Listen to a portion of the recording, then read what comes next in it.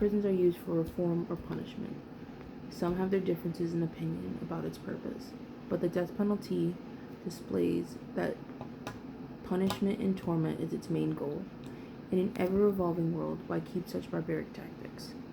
The reason for prison should not be to punish the damned, it should be to recreate and rebuild functioning members of society. The goal of reusing people's skills for the greater good would be more beneficial than taking a life away. Like, for example, if a murderer killed somebody at the age of 20 and showed remorse at the age of 35, but was on death row, why should he be killed when there is a gentleman doing 10 years for a crime they will repeat again? Where is the logic in killing somebody that has shown reform and release somebody with a repeated criminal history? On the other hand, drugs and street life isn't easy to fall back into, but completely killing an inmate before they have redeemed themselves is useless. After looking at the statistics of countries with reform instead of punishment, the levels of violent crimes were a fraction of the size than the ones with the toughest prisons. Norway is a country with the best reform rate and the lowest crime rate. I believe it has the best ideas for making the most out of their inmates.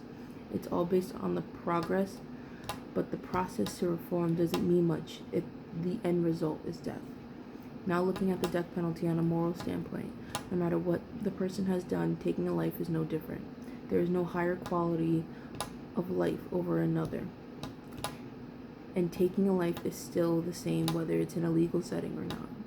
The life sentence is just as effective as the death penalty. I understand the prison system has a large population.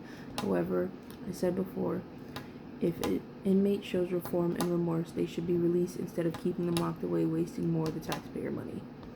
Lastly, if a person on death row is innocent and bias was placed against them by their judge and or jury,